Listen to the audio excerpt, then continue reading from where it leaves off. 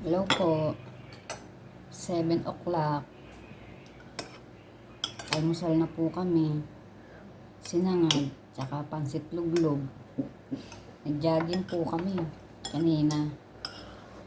Alas 5, umikot kami dun, malayo. Sa may school. Sa may covered court. Takbo-takbo kami ni Isay. Naka-1 oras at kalahati rin kami.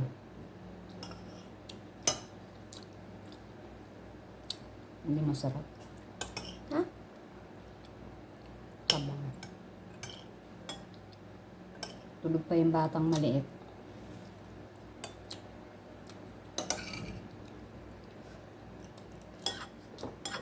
Pinagpawisan ako. Mas maigi yung pinagpapawisan ka sa jogging. Kesa yung nagpapawisan ka sa labas. Baka dito.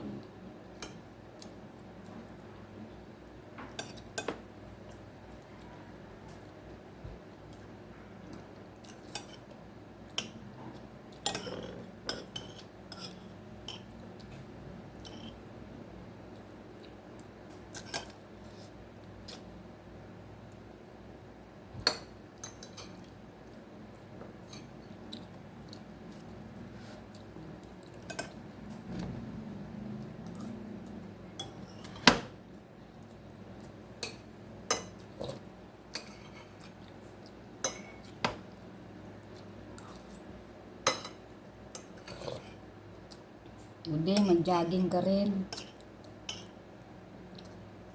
Mag-exercise ka rin, Budin. Kailangan natin yan. Ibang tita. Sa Malabo nag-exercise ako kahit sa taas namin. Sabi ng Dr. Diaz, kahit 15 minutes lang mag-exercise Nay. ka. Nasaan yung dati mong doktor? Yun na, namatay. Bakit? Ito sakit. Ngayon naman nag-exercise. Nanay Peli nga, nag-exercise yun. Lakad-lakad lang yun sa tapat ng bahay nila.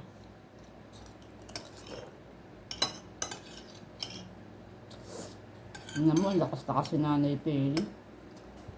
Ilang taon na yun. 81. Malakas. Ito one? Jogging ka rin, Budin. Exercise ka dyan sa loob nyo. Kailangan natin yan. Tumbling-tumbling ka lang dyan sa kutsyon nyo. Ako nga, ganun ginagawa ko rito sa sopa kasi malapad yung sopa namin. Walang pasok ngayon. Nay, tutumbling. Iikot ka ba nun? Tumbling-tumbling ka lang. Iikot ka ba nun? Kakauti yung 15.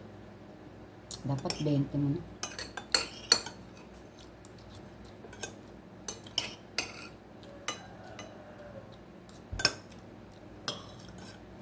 Masarap mag-jogging pagpapawisan ka. Lalo yung matataba.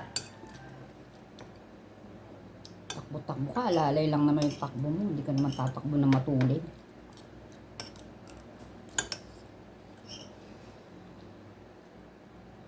Bukas wala kaming jogging. Sasamba naman kami. Linggo ulit.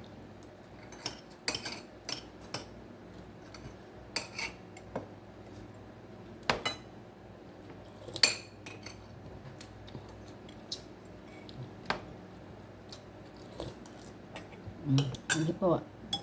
Hi, good day. Bakit ka ba kumain? Sige na, ano na. Direct kata.